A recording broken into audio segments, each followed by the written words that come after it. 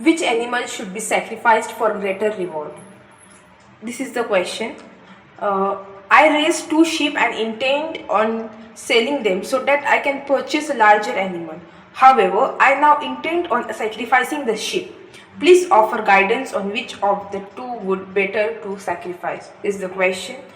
So the answer is there are several rulings of Sharia on the intentions pertaining to a sacrificial animal. The ruling for a good person and a wealthy person are different. If an intention was not made to sacrifice the sheep, then there is no harm in selling them. It is your choice whether you sell them and purchase a bigger animal. As for the better option, it would be better to sacrifice the animal one has raised. This is because a person becomes attached to the animal he has raised himself.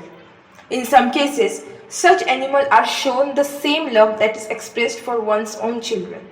As sacrificing such an animal is burdensome on the nerves and the heart become distressed. Hence, it is the better option. On the contrary, selling such an animal instead of sacrificing it would not create such feeling because the animal is now out of sight and one will not be affected so much by it being slaughtered. A person will not become attached to another person that is brought in place of the one raised personally. Slaughtering such an animal will not be as burdensome on the nerves. Therefore, it is better to sacrifice the animal one has raised personally. Ruling on performing qurbani on behalf of one's deceased parents. If someone's parents who never performed qurbani in their life have passed away, can their children now perform qurbani for them? So the answer is yes. It is permissible to perform qurbani as a means of sending reward, that is isal sawab, to the deceased. There is no problem in doing so. People should perform qurbani on behalf of their parents as this is an act of goodness. If someone's parents never performed qurbani during their life or did so on many occasions, there is no issue in performing qurbani and sending its rewards to them, as this is permissible. Can a sacrificial animal be washed?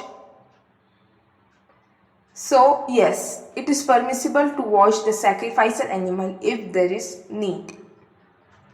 Is there qada, atonement for a missed qurbani? If the qurbani for 1 year was not performed, can it be performed the following year? As I do not have money this time round, must I still perform qurbani, or is it now waived? So the answer is, if the days of qurbani elapsed, lest it was necessary, wajib upon an individual to sacrifice an animal, but the person did not perform qurbani or give an animal or its value in charity, that is sadaqah, to the extent that the next Eid al-Adha arrived, then he cannot do the qada of last year's qurbani this year. Instead, the ruling is the same in it, that he should give an animal or its value as charity. What should be done if qurbani is necessary, wajib, upon someone but they do not have the money? If the conditions that make qurbani necessary are found but does not have money, but one does not have money, or if qurbani is not necessary upon an individual, must it still be performed? So, if qurbani is necessary, wajib, upon someone but he does not have the money, he can borrow money and perform it. Alternatively, he can sell an item to obtain the money for buying an animal. Note that for qurbani, it is not necessary to buy an animal worth over 1,000 pounds. One can also purchase a share in an animal which is not very costly. Nonetheless, if qurbani is necessary upon an individual, it must be performed. A person who purposely does not perform it will be sinful. And if the person were for someone not performing, it is because it is not necessary or a wajib upon him and the condition for this are not found, then this is not an act of sin as the qurbani was not due. Ruling on tying a cow bell or anklet bell on the sacrificial animal. What is the ruling on tying a cow bell or an anklet bell on a sacrificial animal? The answer is tying a cowbell or anklet bell around a sacrificial animal or a non-sacrificial animal without a need is disliked, that is makruh tanzih. Nonetheless, tying a cowbell around an animal, as is done in the subcontinent, is permissible. If there is no benefit, then to do so is makruh tanzih. And if the intention to do this is for purpose of benefit, then it is not makruh tanzih. For example, it is not makruh tanzihi to tie a cowbell around an animal so that its sound aids in keeping the animal active and moving quicker during a journey. Another correct intention for using a cowbell on an animal would be to deter any predatory animal from attacking it due to the sound the bell would make. Similarly, the same can be said regarding using a cowbell as a device to keep the one riding the animal alert and awake. Benefits of tying a cowbell and anklet bell around an animal. Other benefits can also be obtained by tying a cowbell or an anklet bell around an animal. For example, such devices are useful in tracking down an animal if it were to escape.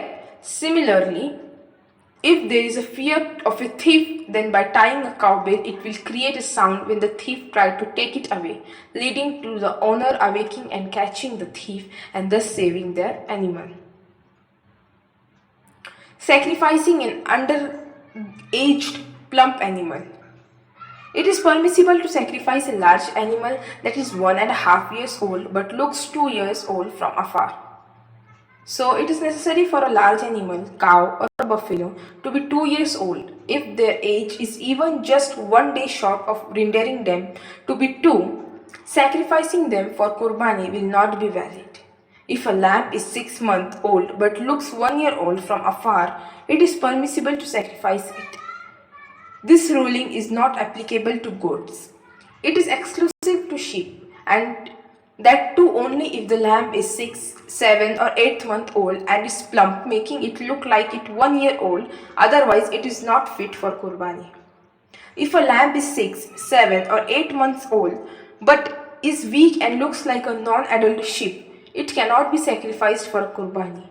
However, if a sheep is 1 year old but still looks like a lamb, then there is no harm in sacrificing it for qurbani, provided that there is no other defect in it. All individual upon whom is necessary to perform qurbani must do so.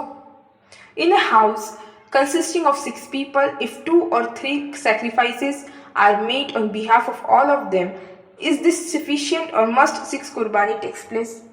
So the answer is 6 qurbani must take place.